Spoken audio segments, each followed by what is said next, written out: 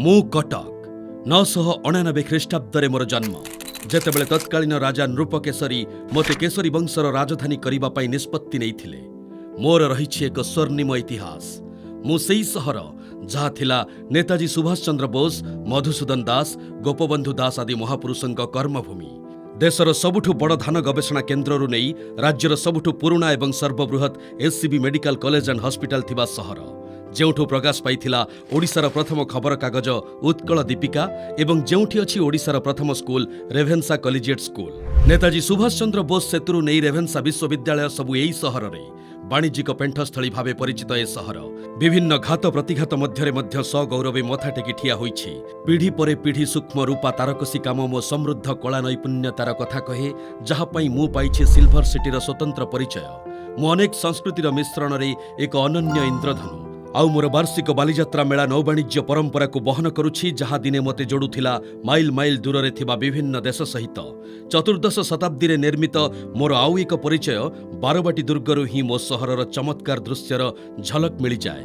एही दुर्गर भग्न प्राचीर आज भी बखाणे मो इतिहासर अनेक अकुहा कथा। मो ऐतिहासिक गुरुत्व एवं वाणिज्यिक संभावना सत्वे मु गत 25 रु 26 वर्ष धरी अवहेलार सामना करि आसिछि। मो समृद्ध ऐतिह्यर गौरव आज हजिबाकु बसिथिला। मो वाणिज्यिक संभावनार आलुओ लिभिबारे लागिथिला किंतु 2019 मसीहारे एक आशार दीप जलिथिला।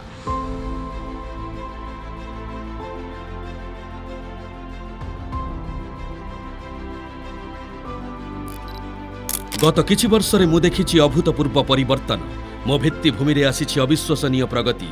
प्रशस्त सड़क एवं प्रतिबंधक को पार करने सह प्रभावी ढंगरे मो लोकंकु जोड़ुछि।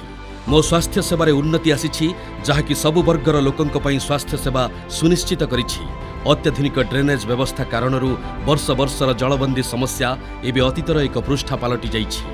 मो मध्य देई प्रवाहित काठजोड़ी एवं महानदी आउ प्रदूषित अवस्था नाहांती बरं स्वच्छ एवं शुद्धतार सह बहि जाइछन्ति जहाँकि मोर स्थल भागर तेजरे मध्य नुआपण भरि दैछन्ति। बहु उच्चाकांक्षी जायिका प्रकल्प मो सौंदर्य बढ़ाइबा सह प्रकारांतरे मो नागरिकंक पई एक सुरक्षित एवं आनंदमय परिवेश गढ़ी तोलिछि। मु एबे मो इतिहास रे आउ गुरुत्वपूर्ण मुहूर्तरे आसी छिड़ा होइथिबारु किछि नुआ आशा मध्य जाग्रत होइछि। गत 5 वर्षरे मोर विकास काम त्वरान्वित होइछि। आगकु बढुथिबा प्रतिटी दिन मो पूर्व गौरवकु पुणी हासिल करिबार स्वर्णिम समय आडकु निकटतर हेउछि।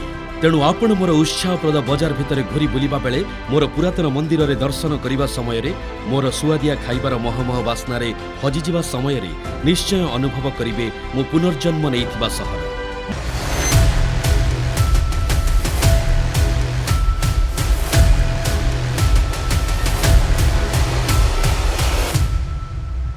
मु ओडिशार उज्ज्वलतम अलंकार भावे मो स्थिति को पुणी दखल करि सारिथिबा सहर कटक।